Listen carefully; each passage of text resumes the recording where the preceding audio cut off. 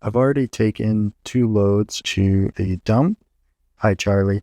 This is what's left. That box I'm not going to throw away, but I am going to open that up probably on video because there's some interesting stuff that I want to look at. So I found a few things in that box and in my closet that go all the way back to middle school and high school and show a lot about me, my creative process growing up, and the love for writing that I've had for as long as I can remember. So I'm going to go ahead and open that up on video and share some things with you guys. Okay, I'm going to open up this box. I am very hopeful that I am going to find some old notebooks in here. These are hiking rules in Norwegian. Yes. Okay. These are my notebooks from high school. Oh my gosh. I think this is from 2nd grade. This is probably not 2nd grade. There's no way my handwriting was that good in 2nd grade. There's no way I'm writing words like this in 2nd grade. This is probably 3rd or 4th grade, if I had to guess. Haiku. The monkey. In the forest glade lives the great mighty monkey swinging in a tree. Wow. Yep. We'll just put that away. When I was in high school, I didn't have a computer. And I guess some of these might date even back to middle school. So all of my writing was done in notebooks. And as you can see, I love maps. This is from the sci-fi Wolf Rider, Tales of Telmare. If I'm being completely honest, this book was very much my young mind being completely obsessed with Aragon. So this was a fantasy world with dragons, but dragons are dying off. And if I remember right, the idea was that one of the final surviving dragons, before she was killed, she used magic to disguise her child as a wolf. And so book 1, Wolf Rider, the main character was going to encounter that wolf and, form a bond with it, not realizing that it is actually a dragon. About various things.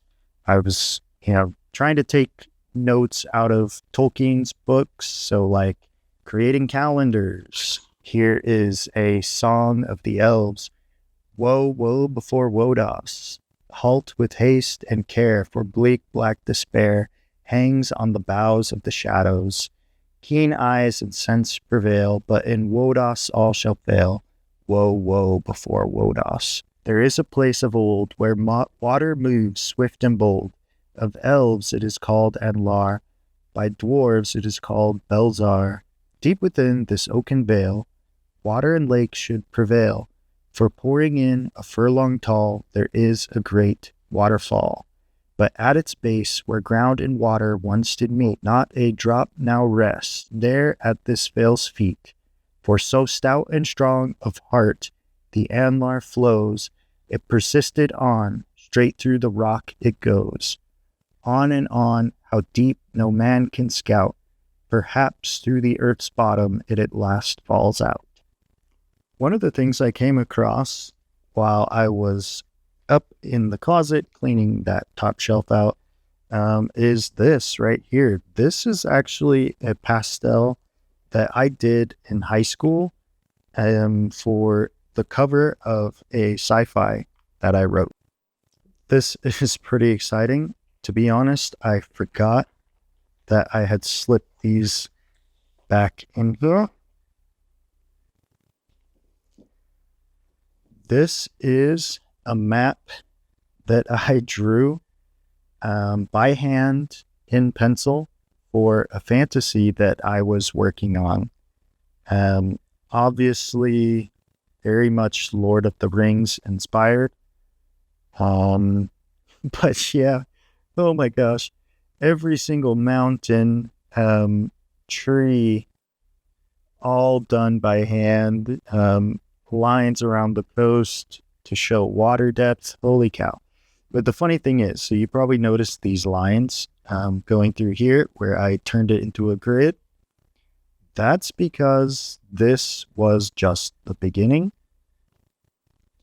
I made a 3-foot by 3-foot map of a fantasy world, complete with Elvish script, towns, cities, roads. Holy cow. I can't believe I did this. I'm going to go ahead and set this all out. I don't even think it's going to fit right here. Okay, there it is. The entire map all laid out. For perspective, each one of these is a 12-inch by 12-inch square. These are the lands of Telnair. I look back at this and I wish I knew how much time I spent working on this. Every forest, every single one of these little trees. I sat here with a pencil and drew this. And as you can see, I didn't finish. There's plenty there that could have been done. I think majority of my story fit around these 4 squares. But I even expanded into, there's stuff down here. Holy cow. Don't know what that says. Hopefully somewhere in my notes, I have a diagram to explain what those letters mean, because I really don't remember. This is how it started. This was the first draft. Then I turned the map into this, and for some reason had the crazy idea to divide that up into 9 squares and make this beauty. Gosh, I was so weird.